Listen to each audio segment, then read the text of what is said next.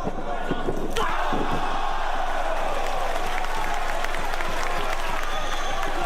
scores the lariat!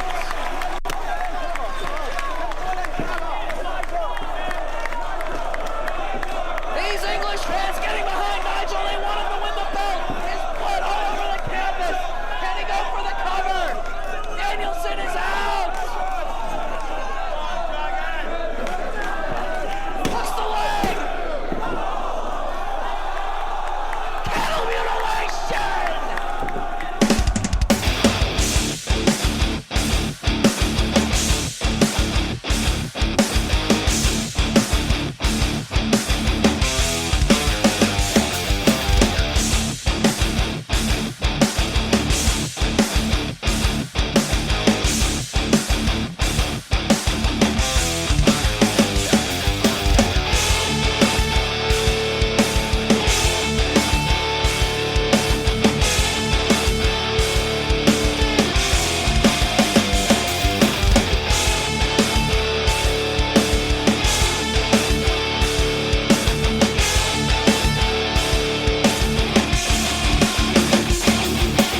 Welcome to Last Match Standing, the podcast where we review, relive, and rank the 100 greatest wrestling matches of all time. As always, I'm Spencer. I have till 5, referee! And I'm better than the Beatles. And today, we are coming to you from August the 12th, 2006, from the Liverpool Olympia in Liverpool, England, for Ring of Honor Unified. It's Bryan Danielson versus Nigel McGuinness, and it is a Ring of Honor World Championship match and a Ring of Honor Pure Championship match because it's a unification. Oh, nothing says big deal more than a title unification match. And I got to say, there's 3 things about this match. 1, Nigel's fucking hair. So great. And how So badly I good. want it. 2, initially I'm like, why the fuck is everybody explaining the rules? It's wrestling. And then I listened to what he was saying. I'm like, oh, no, thank you for explaining the rules. Because I was very confused when I first watched it. And third, you got 3? Oh, did I say 3? Yep. 3, I fucking love this match. Yeah, is this the second double championship match that Bryan Danielson has been involved in on this list? Oh, you're right. It is. Because the WrestleMania 30 match... Yeah. That was for 2 titles. Well, okay. To be fair, we covered the Triple H match, which was to get into that That's true. match. That's Yeah, true. but So technically, no. Okay. It's our first title unification match. Yeah, I think that's true. Yeah, and it's Bryan Danielson's first time. Daniel Bryan has 2. Bryan Danielson has now 1. But we got Nigel McGuinness returning to the podcast, but this time as a wrestler. Yes. Hell yeah. Yeah, love it so much. Super, super pumped about this. This was a tremendous recommendation to us from Chone Austin on Twitter. Thank you so much, buddy, for sending this one in. It won the Twitter poll and the poll on Patreon, and it wasn't relatively close either. No, it was so landslide. yeah, so really, really nice. This is a match that people really, really love. And it's also a match that's in Liverpool, which is apparently the first Ring of Honor event in England. Amazing.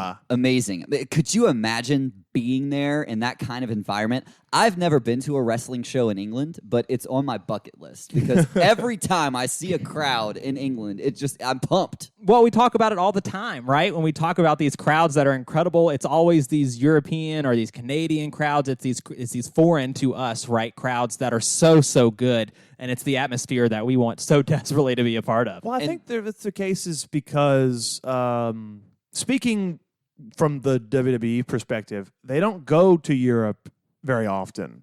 So when they do go, it's like, oh my God, we're gonna fucking cheer so loud, but please come back. Well, in Ring of Honor's atmosphere, like their fans Yeah. are already Yeah, exactly. at playing to Those the are 100%. So, diehard wrestling fans. God, and let me tell you just something before we get into this. This match and this overall build and the story that these two are telling throughout their pretty much their entire rivalry because the rivalry lasts like 2 or 3 years. Yeah, it goes for a while. This rivalry has made me a Nigel McGuinness fan. Holy shit, that guy. Well, funny you mentioned that because these are like 2 of my low-key favorite pro wrestlers of all time. I know you have talked about Nigel McGuinness to me before. See, I didn't see his work as Nigel McGuinness. I saw his work as Desmond Wolfe. Oh, I remember Desmond Of Wolfe. course, he debuts against Kurt Angle. I mean, we all know that Kurt Angle is the greatest of all time. So, I mean, it's even at that point in his career, he can still go. Hey, a match that's going to be on this list at some point. Yeah, we've talked Holy about it shit. several talked about it, times. yeah. We've talked about it several times. But when you go into a match where you're telling me that someone is the pure wrestling champion and that man's going against Bryan Danielson, Yeah. I mean, sign me up. I was in it from the jump. And another funny thing about this match is Dragon and Guinness are two of my favorite beers. What? Yeah. Well, there you go. I say no more. Well, That's got to bump it up a couple on the ranking later. Oh, I yeah, imagine. exactly. now that Paul's drunk, we are going to go straight into the American Dragon. Yeah. Bryan Danielson, son of a lumberjack, which That kind of explains Man, a lot. that, I was like, man, Explains that so makes much. sense. He got into wrestling when he was shown a wrestling magazine by a friend. And first of all, thank you, Pro Wrestling Magazines, Was it for hidden? giving us American Dragon. Was it hidden under his mattress? No, it was a buddy of his lent him a magazine. Oh, the Just like, wrestling check this out. magazine. Yeah, wrestling magazine. Oh, okay. I see what you're saying. What are you talking about right now? No, I just when We're getting when, a little peek behind the curtain of what I just- Spencer's when- childhood was like, apparently. A lot So of people's childhoods were. the three men that Bryan Danielson would go on to model his wrestling style around were William Regal, Dean Malenko, and Chris Benoit. Well, I mean that just sounds Well, like 2 out Awful. of 3 are my favorites. I mean, could you pick a better trio? I mean, unbelievable. He would also use Brazilian jiu-jitsu sort of techniques to develop a really unique style to his in-ring. And you sort of see that.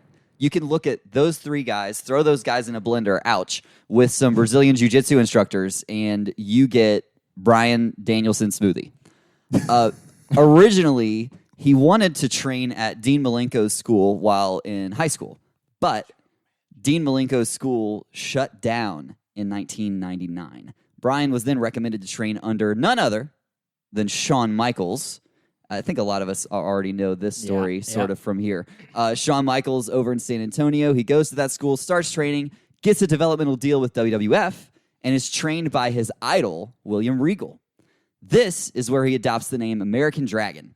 And he actually forms a tag team over in the Memphis developmental territory along with Spanky.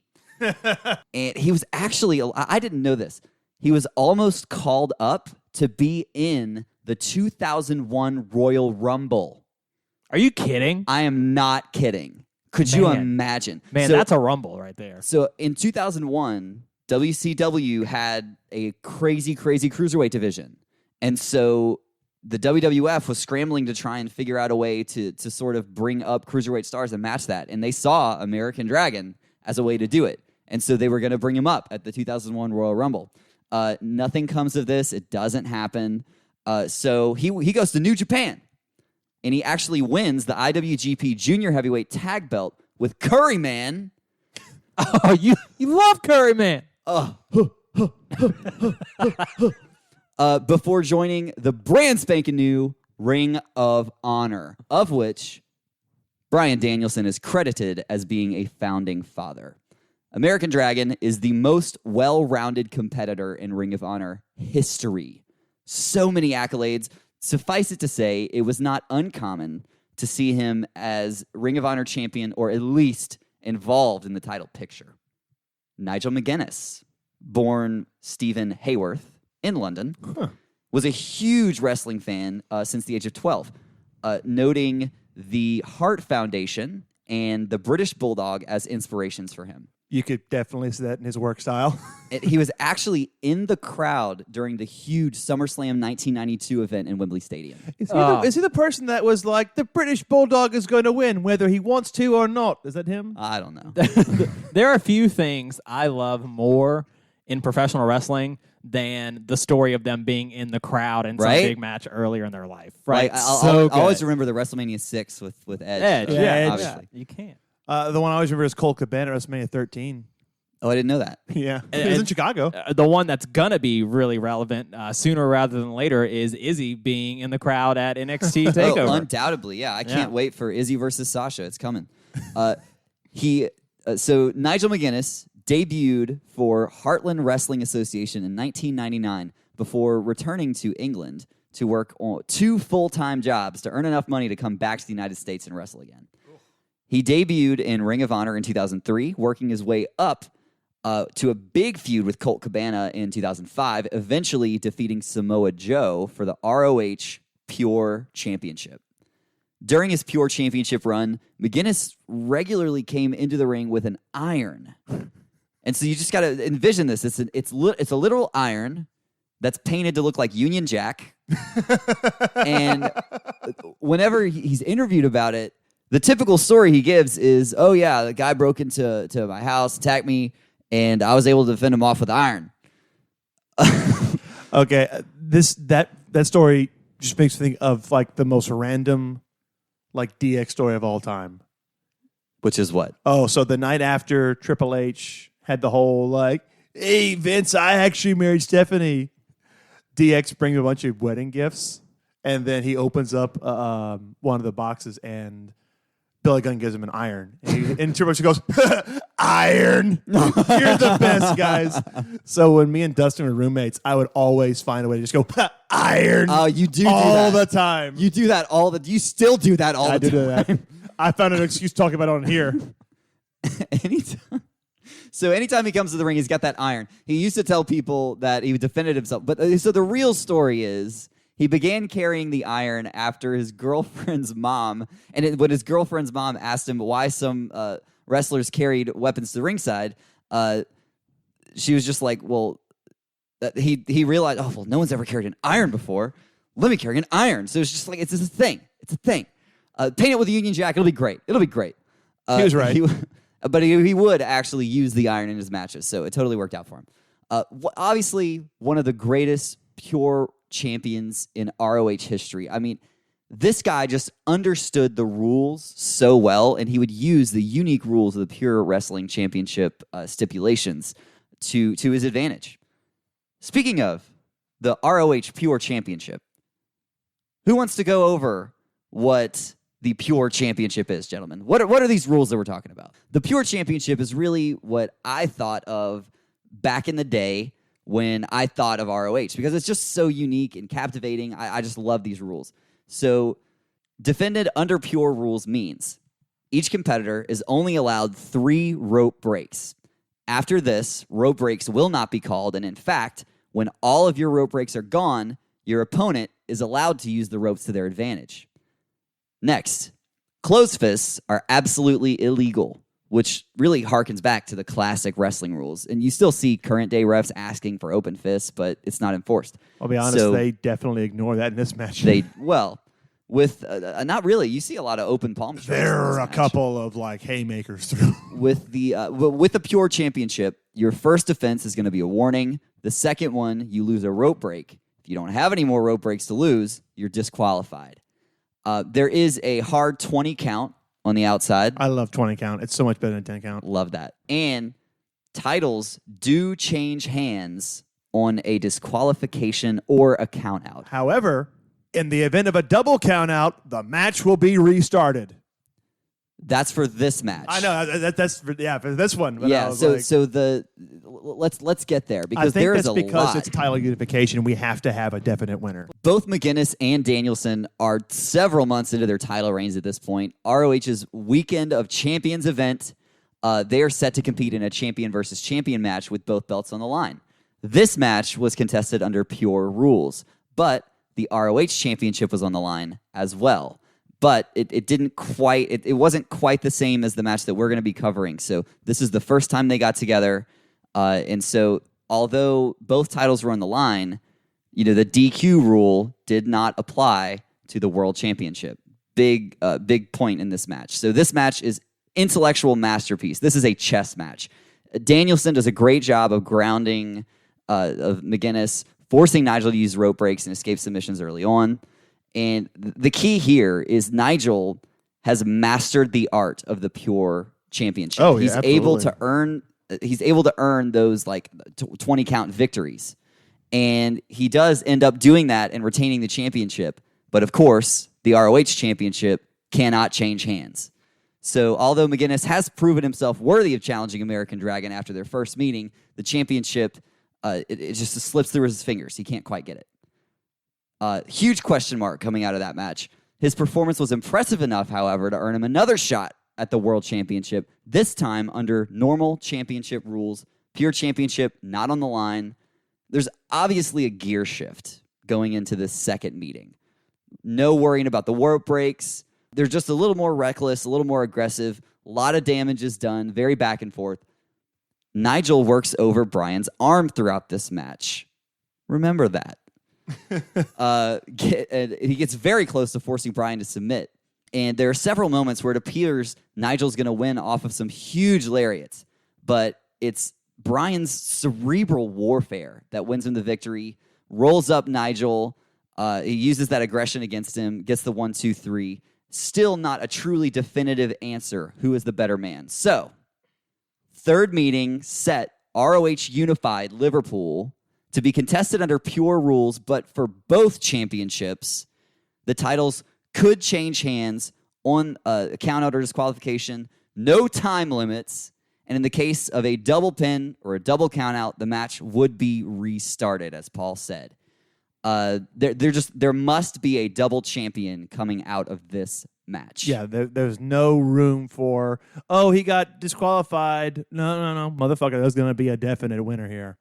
On commentary for the night in Liverpool, we have Dave Prazak and Jared David, who are the two men on commentary. And then the referee, which, Landon, all credit to you, sir, for finding the referee's name, because for some reason I couldn't do it. I couldn't either. The referee, Tassilo Jung.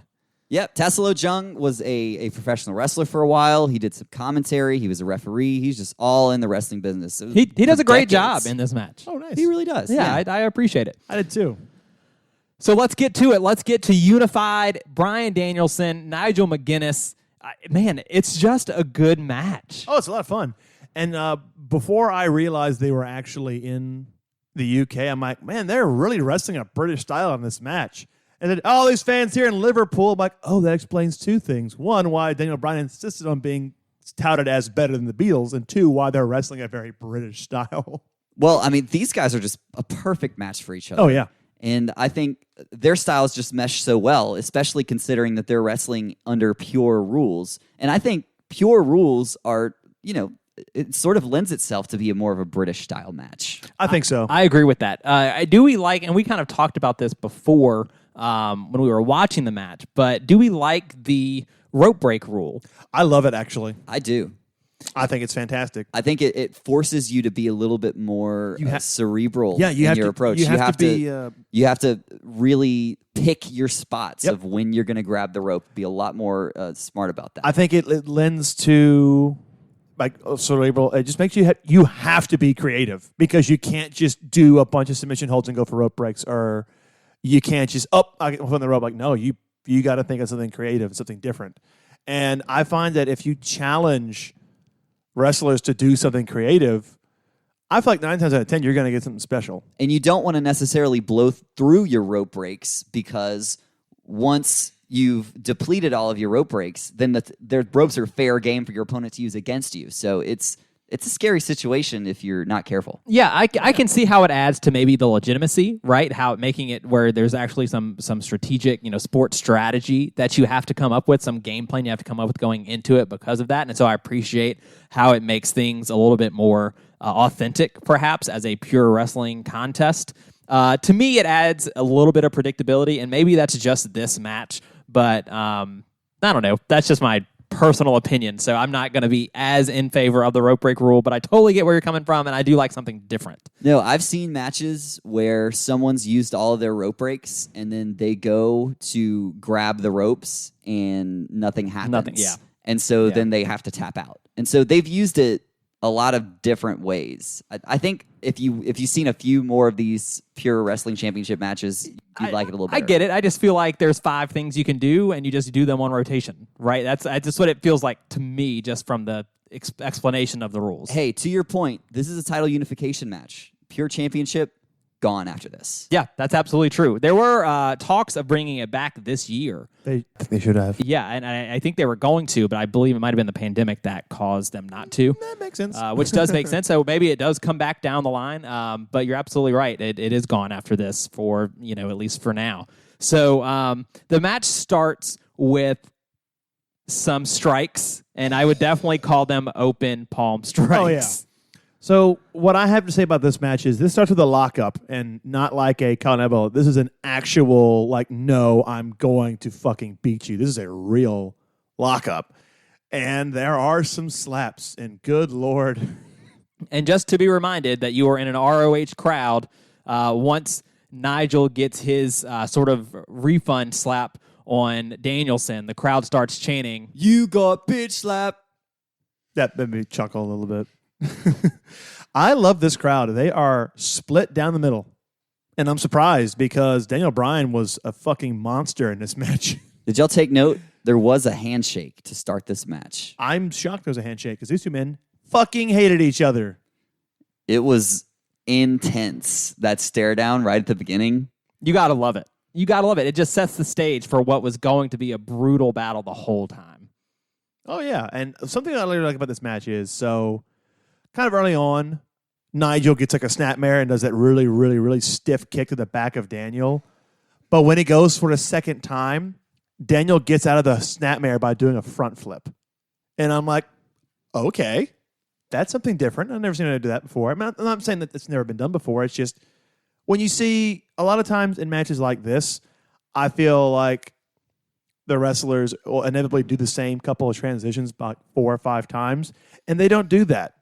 It seems like whenever they catch somebody with a hold, the next time they try it, they find a creative way to get out of it. And for me, like maybe because I have some experience in the ring, that means a lot to guys like me. Like, oh, you didn't just do 5 fucking headlock takedowns. You're like, oh, you do a snapmare, and the next time, oh no, he counters it and it's like a Pele kick. Like, okay, you're evolving the sport. Yes, it's different. You're showing me something new, and I like that.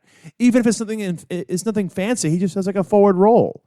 It's very simple, but like people don't do that. They just will take another snapmare. I'm like, it doesn't make any sense to me. So it's like, yeah, once you get caught with a hold like that, naturally you would think of, okay, well, if he's going to go for it again, I know what he's doing. Yeah. I'm going to roll out of it and then kick him in the head. Well, every time Bryan chants start, they get overtaken by Nigel chants. Did you notice this? Because they did. They both got chants. They were both over, but the Bryan chants just sort of morphed into something else after a while. Oh, man, I love that. One thing I really enjoyed is since we're in Europe, both men do European uppercuts. Oh, yeah, constantly. Bryan goes right for the arm, right in the early going. And I mean, this is important for 2 reasons. Bryan Danielson has made a career out of torturing opponents' arms with the disturbing cattle mutilation submission, which is essentially a bridging butterfly lock. It's it is painful. It's nasty. But also, he knows eliminating Nigel's arm will negate the dangerous jawbreaker lariat. And when I say dangerous, well, he legitimately injured Kurt Angle's neck with it. You don't want to take a lariat No. from Nigel McGuinness. It's like you don't want to take one from Nigel McGuinness, Stan Henson, or JBL. You do not. But one thing I really enjoy is when he's going for that arm, he gets the first rope break, and he waits till 4 to break, and then he goes, referee, I have till 5, referee!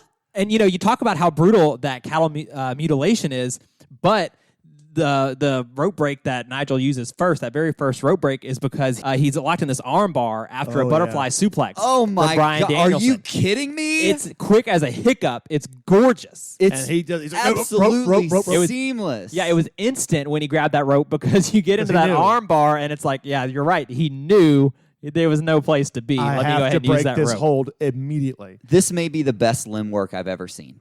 Well, I mean, that's Bryan's MO. Like, before he went to the WWE, he was known for picking body parts and just wearing them down and using submissions. They didn't like that in the Fed because that's what heels do. And I'm like, no, that's what wrestlers do. Have you ever been to a fucking amateur wrestling match? That's what you do. Well, McGuinness catches on to Bryan's game plan pretty early. He's constantly playing defense, coming up with new ways, like we talked about, to escape arm locks, and the reversals are just gorgeous. But he does get in trouble early. He's got to use that rope break.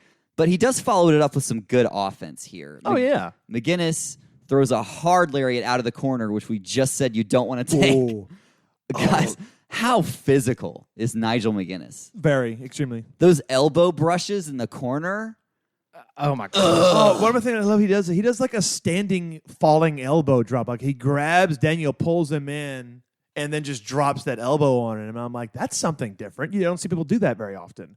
Well, yeah, because McGuinness, he gets Bryan in like a cobra clutch. Yeah. And rolls him out of it to do a short arm scissors. But Danielson steps up for a beautiful enziguri. Oh, gorgeous. I mean, it's just like these And guys then- know each other so well. They trust each other. It's beautiful to watch. And then Bryan teases the Romeo special, but right before he rolls back, screw you people, and just stomps on him. And I'm like, you motherfucker. I wanted to see the Romeo special. How you going to tease? Romero special, right? That's what I said. Okay.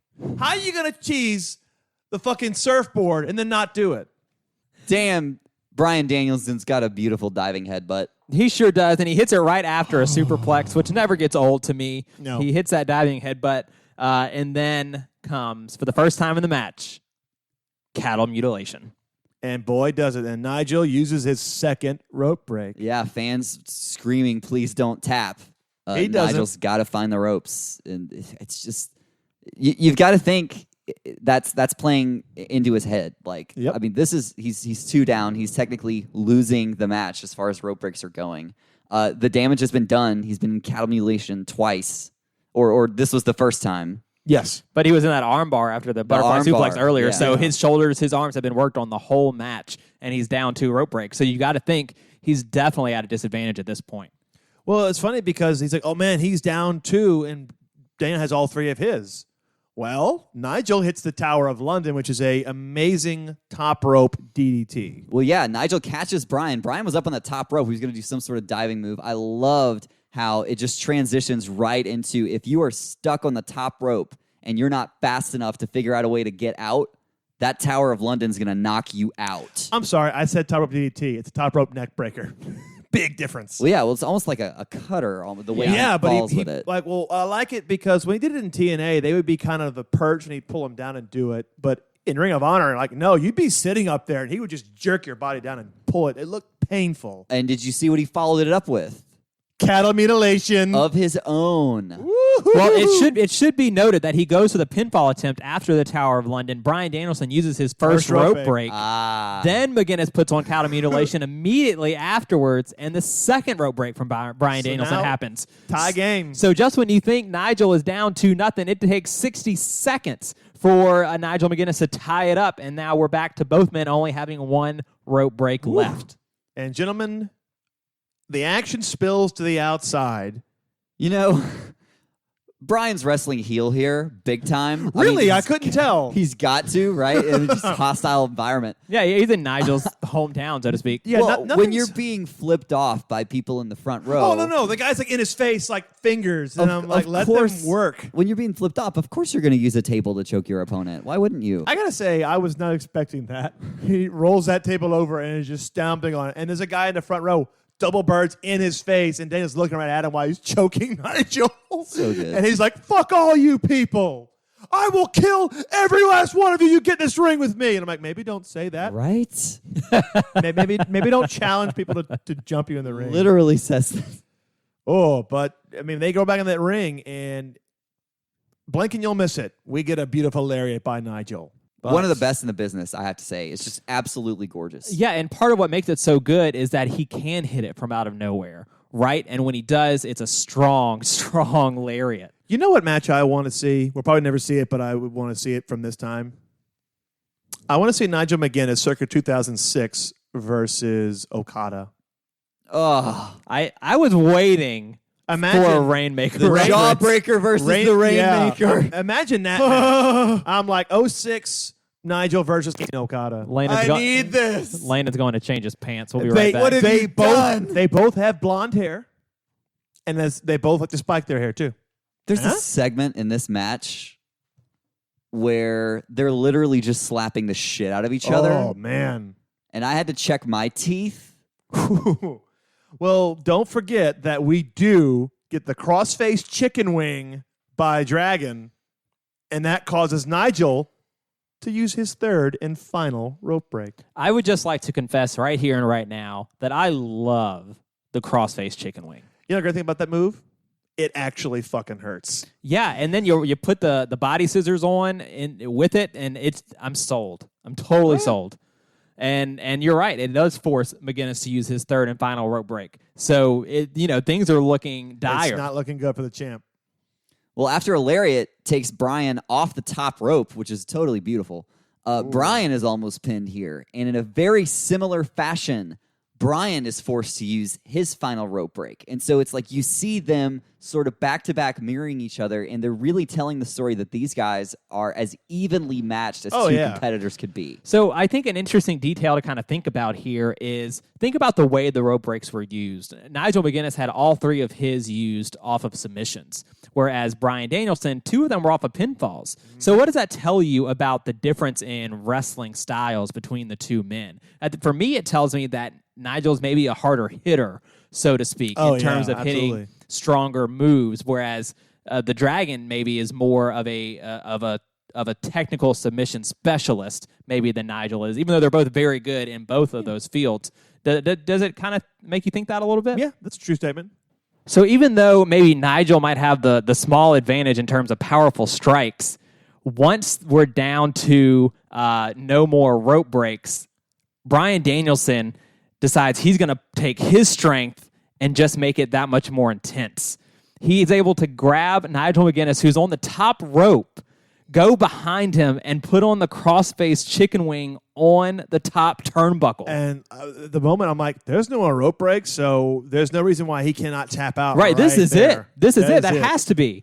But talk about the counter from Nigel. Woo! We get another Tower of London, and I'm like, that's it. Yeah, I mean, that's the positioning. Like, this is the perfect setup, right? You've got the crossface chicken wing. You're on the top rope. Nigel's below you. If you slip here, you know what he's going to do. Yeah, exactly. And he does. And Bryan Danielson kicks out of the Tower of London. And so for me, this 3 rope break apiece thing and where we kind of led to, it has almost made this match feel like a 2 out of 3 falls match. Kind of, yeah. Just because it feels like they've both been so close several times. And so once Bryan kicks out of the Tower of London, that's when things start to change. Oh, okay. This is the part of the match that gets things got to the point where I'm like, I like this, but I'm also happy we don't do this anymore. Well, you have to think, Bryan Danielson has pulled all the tricks out of his hat at this point.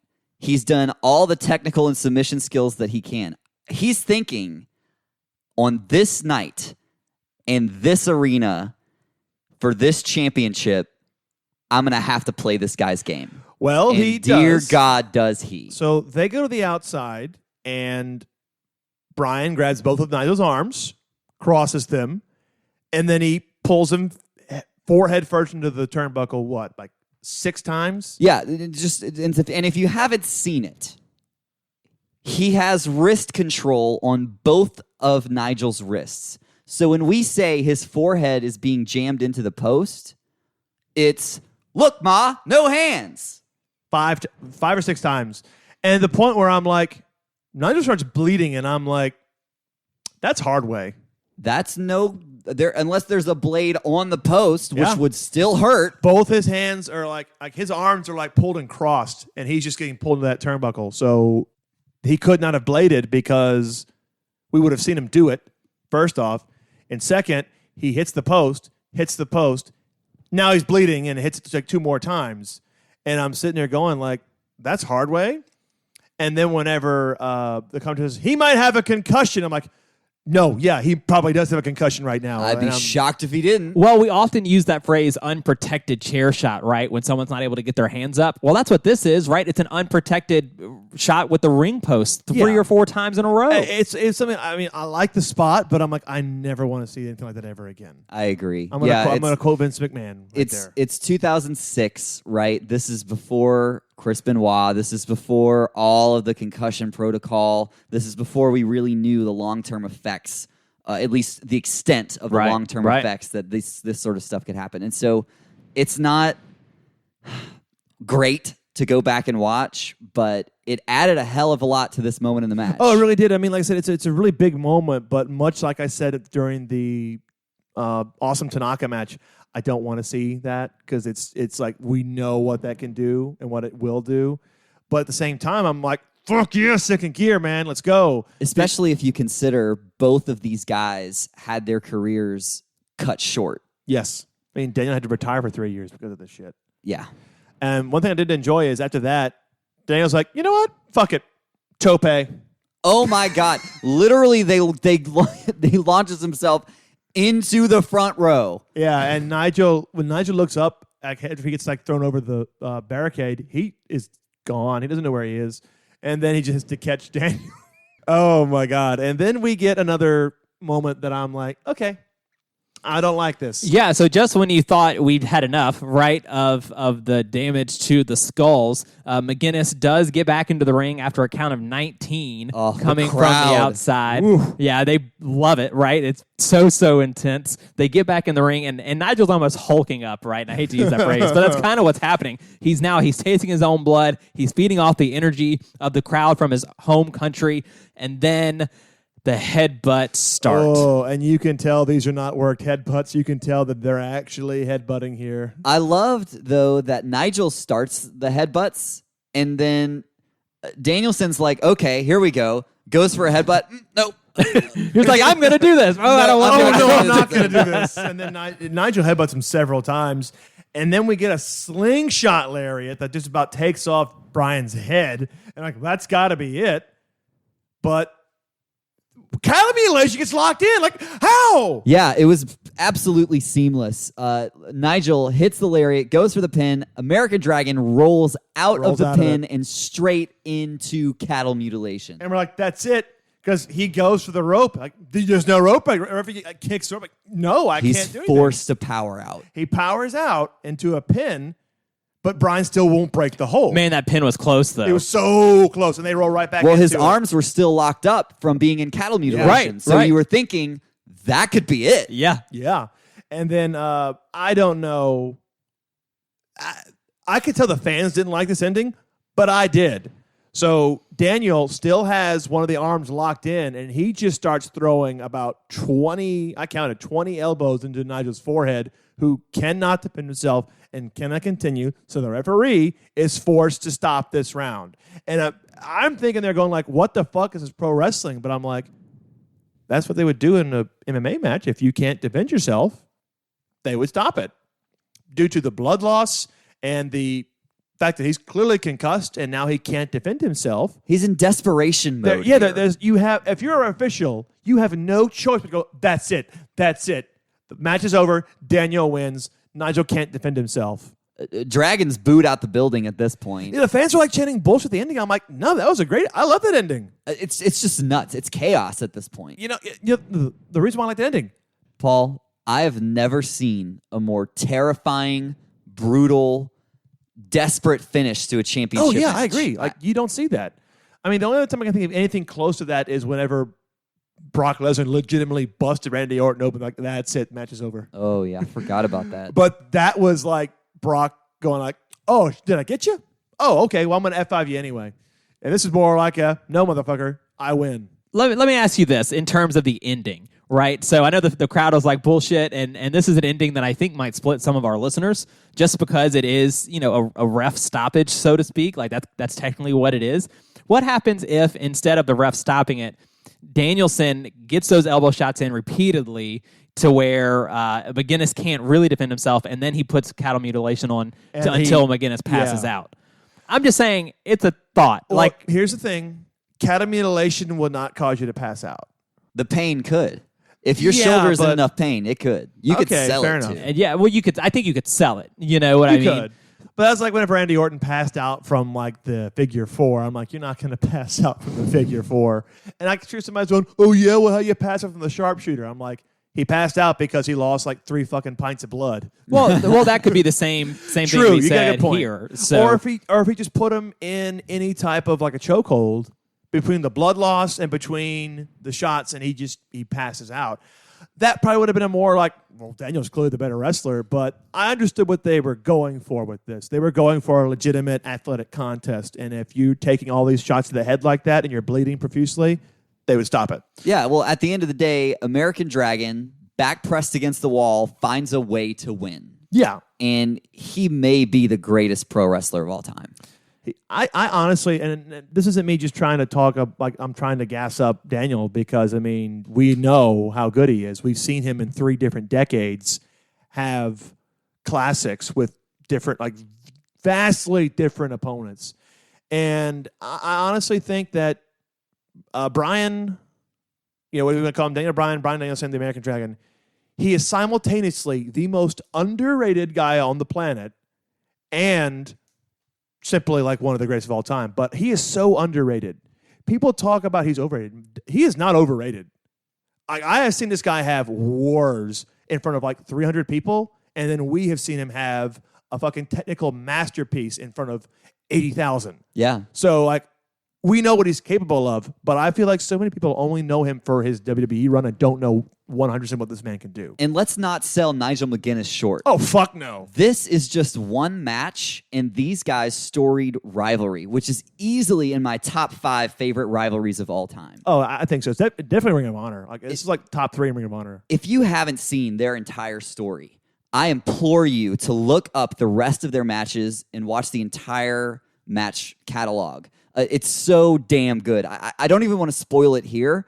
YouTuber Joseph Monticello has put together an entire rivalry in a single commentary video. If you don't have access to the Honor Club, go watch it. I cried. It's so good.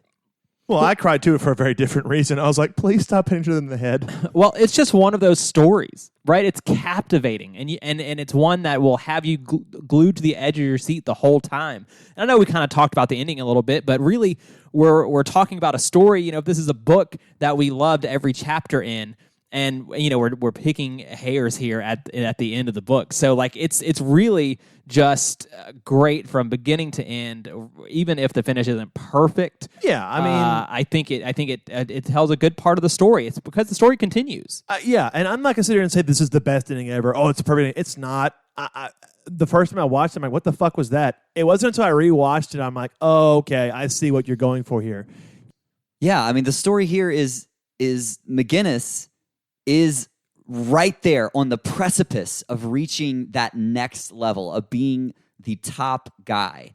And no matter what, he's in his hometown. They're wrestling under the pure championship rules that he has been so accustomed to. And just everything he does is just not enough. And he doesn't even give up here. He doesn't get pinned here. No. He's still that close that it's just not enough. He's got too much pride to quit, but the referee is like, no, son, you're going to have a career. Yeah, well, the ref steps in and stops the match, very similarly to the match that Spencer and I had the pleasure of doing commentary for Pro Wrestling 225, Lucia LaCoura versus Christian Blake. Yeah, a whole lot of fun and a very similar ending. To your point, if you haven't checked that out, definitely go do that on Pro Wrestling 225's Facebook page, and you'll see us on guest commentary, which was a lot of fun. But absolutely very similar in terms of storytelling to this match. So I really like that comparison. But what are our favorite moments? For me, we actually didn't talk about it. At one point, Daniel Bryan does a gorgeous high-angle German suplex with a bridge pin. And I'm like, I will never, ever get tired of watching that.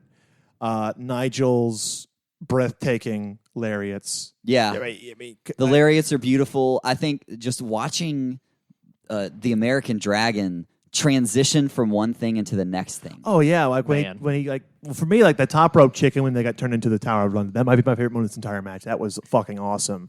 Or the subtle things. Like I said, like Daniel Bryan, like doing a forward roll to like escape out of a snapmare. Like it's little gorgeous. things like that. It's like, I could watch him. simple. I could watch him wrestle all day long. I totally agree. I think for me, and this is just sort of, it's a little bit abstract, but for my favorite, I'm going to talk about how Bryan Danielson goes from being the technical wrestler the whole match, putting submissions in, but how does he win? By the elbow strikes, right? By just beating Nigel McGuinness into submission rather than making him tap out. So I just think it's a really good story, and I think it exemplifies Bryan Danielson as the Ring of Honor World Champion. Well, guys, here comes the part that our fans love and we're starting to hate. We got to rank this match. For the 53rd time, we have to put this in the right spot. And let me tell you something. you start looking up and down this list of 52 that we have so far, and it's hard to place. So, and I'm going to avoid my typical, well, let's compare it to other Daniel Bryan matches, because I don't think you can really do that, because No, it's a totally different... It's a different guy from a different era. You know what match I did think of? What you got? What's the other most hard-hitting match on our list? Hard-hitting? When I say the hardest-hitting match, what's the first one that pops in your mind? Oh, they were absolutely channeling Katsuyori Shibata throughout this match. Oh, yeah. I was thinking Easy. Shibata Ishii. Like, that's the first thing I'm like, they are fucking... The strikes in this match are reminiscent of that. And this is actually before that match. So maybe Shibata and Ishii were emulating these two. Huh? Might be a stretch, but so for me, I really felt like if I had to go look at another match where you had somebody who had to change up their game to beat the other guy at what they do best, I'm looking at number 30, Edge versus Mick Foley. Ooh. And Edge had to go to that dark place to get that victory on the big stage. Well, I find it funny you mentioned that, because that's right above another match, which is a very similar story. Mm-hmm. Where, because remember, Liger had to go to, he had to literally transform into a demon. No, you're absolutely right. You're absolutely right. I feel like those are very similar, and they're right next to each other. So obviously, that's kind of what we were thinking. Either sandwich it between them or put them above both of them, like it's like three similar. So that's where stories. I started. I wouldn't necessarily stop there. So that puts it in the top 30. Okay. So let's talk about the top 20. Would it even go? Would it go in the same world as a Bayley versus Sasha Banks, a Shinsuke Nakamura versus Kota Ibushi? You have number 20 being the gatekeeper of our top 20. Oh, and that is Guerrero and Barr versus Santo and Octagon. They did it for America.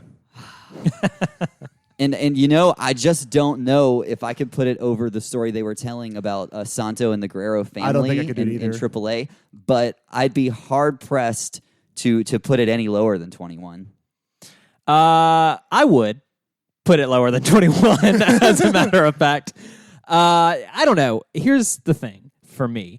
I agree with you guys completely in terms of putting it over Liger, Muta, Edge, and Foley. Okay? Sounds like we're going to be pressed hard. So I am in the top 30 as well. Okay. So I'm not like way back there, right? No. But I settled at 29.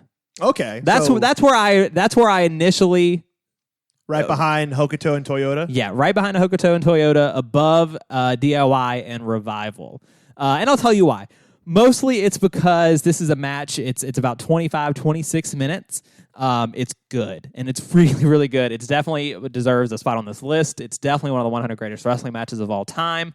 But for me, the second half of the match, I love the end, but the second half, after the rope breaks, which I didn't love necessarily to begin with, when we resort to the head strikes into the post, like I understand visually it's intense, and I understand competitively it's really good to watch. But for me, it takes away a little bit. So I settled at 29 there, right above Edge and Foley, kind of for the same reasons that you guys were talking about, comparing it there to begin with. Well, my thing was like whenever I'm saying we make it a little bit higher, I'm like, I don't know if I want to put it above Toyota and Hokuto. Those two beat the ever living shit out of each other. And a part of me was like, I can't in good conscience put it above Kurt and Taker. So I was in a similar range. I think 29 is a great spot for it. Landon, I don't wanna steamroll you. So I want you to get your last word in here. Yeah, I think it may for me edge out right over the Hokuto and Toyota match. But that's a personal preference, and if both of you are comfortable with 29, and if our listeners are comfortable with 29, I would be willing, I think, to... Well, I mean, even if we bumped it above that one, as hard-hitting as this match is, there's something about Kofi Mania that I'm like, oh, man, I don't know which one I like better. They're both very good, but they're both very different matches. And Landon, you know, we talked about the other matches on this list. Do you think if we do a different match from this rivalry, does it remind you of Bryan and Kofi? A little bit.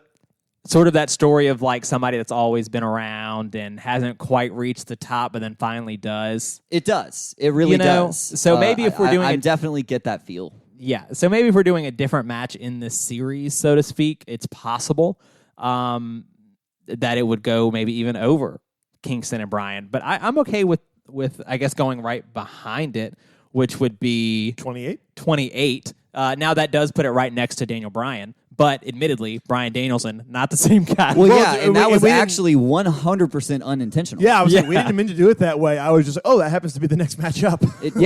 Literally, that would be completely unintentional if that's what you guys decide. I'm fine. If y'all want to stick at 29 and you really think the Hokuto and Toyota match, and y'all both agree on that, I get it because I love both of those competitors too. What do you think? I'm legit willing to go up that one more to 28? I am too. I'm comfortable with either one of them. Great. So let's call it 28. I think we're going to call it 28. And I also think because of this, because we have Daniel Bryan and Bryan Danielson next to each other, I think that means our next episode, we're going to end up ranking The Rock versus Hulk Hogan right next to a match featuring Mr. America. Probably. Yeah, actually. Didn't he have a match with Brock Lesnar? I feel like he might have. Anybody ever find out who Mr. America was? Nah, I think it's wasn't it Ed Leslie? I think it was Mr. Fuji. That's what they Mr. call it. Fuji? Okay. I can see that. He has a big back. So 28. There you go. I feel good about it. You know what I do feel really, really good about though, guys? Having another Ring of Honor match on our list. Yes. I do too. It ain't gonna be the last one. There's gonna be some more. It was a long time coming, and the first one we did, I know Spencer, it was just not as fun for you because I know how you feel about time limit, getting to the time limit. Which, by the way, next week we have a really interesting match for you, Spencer. I will say, I had more fun watching that match than I did the Samoa Joe CM Punk match. So yeah, if you're not a fan of Broadways, I do apologize. But next week we have one of the best Broadways in history. I cannot wait. Should we tell them? Do you want to wait? I think we can announce it. Go ahead and tell them. So, okay. You know, I never do announcements. So, guys, next week we will be chronicling the tale of Kurt Hennig versus Nick Bockwinkel for the AWA Heavyweight Championship. Ooh, it's so good. It's so good. I cannot wait. We watched 4 different matches to find the right one. We finally found the right one. Yeah, and 4 matches only totaled up to be about 41 hours. So I feel like we put in the work. Well, you and I watched another Broadway they did. And we were like, Yep. This is the match they want us to watch? This is terrible. And then we watched the rematch, and we're like, this is fucking great. And then the ending was so bad that we didn't even like the match anymore. And then I said, guys, I found it. This is it. And after I watched it, I'm like, okay, I see why we've been getting recommended this one, and I do think it belongs on our list. Guys, next week's episode is going to be awesome. I really, really am pumped about it. That's a great rivalry, one that Landon has been pushing for a long, long time, and we've gotten suggested a couple times too as well. So super, super pumped about it. Because, Bockwinkel, he's going to be ready. He's got a passion. And he's gonna get the belt back from the humanoid Hanson. Yeah, he is. He's got the brains, and he's not humble. He'll win his belt back and do the Wrestle Rock Rumble. I can't wait. Danielson, McGuinness, number 28 on our greatest matches of all time list. We'll see you for Bockwinkel and Hennig next week. Until then, I'm Spencer. I'm Paul. I'm Landon. And this is Last Match Standing.